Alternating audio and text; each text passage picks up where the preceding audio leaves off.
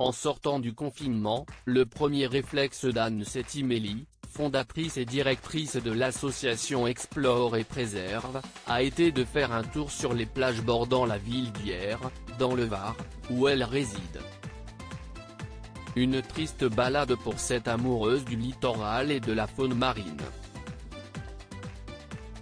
Je suis d'un tempérament positif mais, là, en voyant le désastre sur les plages, je n'avais franchement pas le moral. On ne se doutait pas qu'on allait retrouver aussi vite dans l'eau les gants et les masques jetables. Sur le sable ou au fond de la mer, le constat est édifiant comme l'ont montré ces images récemment filmées dans la baie de Cannes par un plongeur montrant des dizaines de gants et de masques au fond de la Méditerranée. L'épidémie de coronavirus a ajouté de la pollution à celle qui existe déjà. On trouve toujours autant de bouteilles, de mégots, de coton-tige, de pneus, auxquels s'ajoute toute la production plastique générée par la crise sanitaire, masques et gants jetables en tête, regrette Anne. Au lieu de m'indigner dans mon coin, j'ai décidé d'agir au niveau local. Hyères compte 57 000 habitants, mais la commune comporte 40 km de littoral avec la presqu'île de Gien et les îles de Porquerolles, du Levant et de Port-Cros.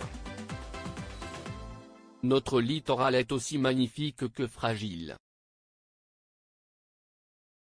Au large, on peut voir des dauphins et des rorquals, s'émerveille-t-elle.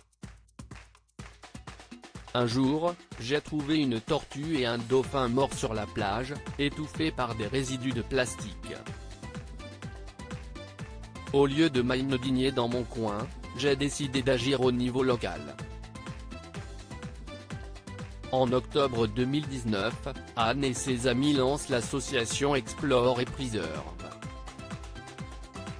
À l'image de ses 170 bénévoles, dont 70% de femmes, la toute jeune association se montre ultra dynamique. Nos actions concrètes et de proximité ont beaucoup d'impact sur la population locale. En quelques mois, Explore et Préserve réalise une trentaine de collectes de déchets et lance des opérations de sensibilisation en milieu scolaire. Alors que les bases nautiques rouvrent cours en juin, l'association a finalisé sa collaboration avec le Parc national de Port-Cros pour réaliser une série de panneaux de bois afin de sensibiliser les usagers à la pollution marine. Tout ce qui est jeté directement à terre, se retrouve dans nos cours d'eau et finit en mer, martèle Anne.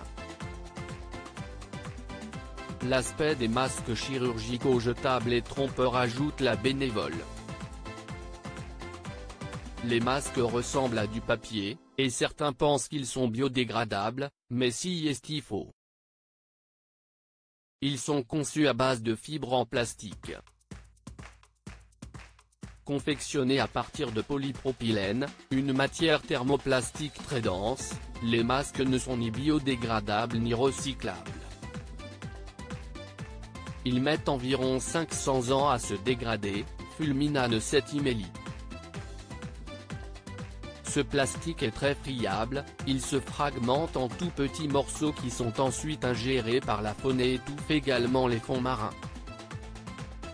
Les masques peuvent aussi boucher les canalisations d'eau usée et perturber les systèmes d'assainissement, alerte le Centre d'information sur l'eau.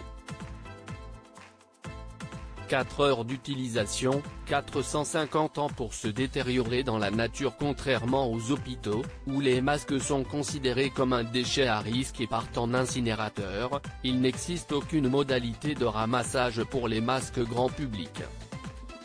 Afin de préserver l'environnement et de protéger les éboueurs, le ministère de la Transition écologique et solidaire rappelle que le masque usagé doit être jeté dans un sac poubelle dédié, fermé et conservé 24 heures avant d'être jeté dans le bac à ordures ménagères. Une proposition de loi visant à sanctionner d'une amende de 300 €, au lieu de 68 € actuellement, le dépôt sauvage de gants ou de masques sur la voie publique a été déposée par un député des Alpes-Maritimes, Éric Pauget, LR. 4 heures d'utilisation, 450 ans pour se détériorer dans la nature, rappelle le député. La responsable d'Explore et Préserve prône la sensibilisation et le civisme, dans l'intérêt de l'environnement et de la population. Jeter son masque par terre, si est potentiellement participer à la diffusion du virus. Personne n'a envie de se baigner dans une eau contaminée, conclut-elle.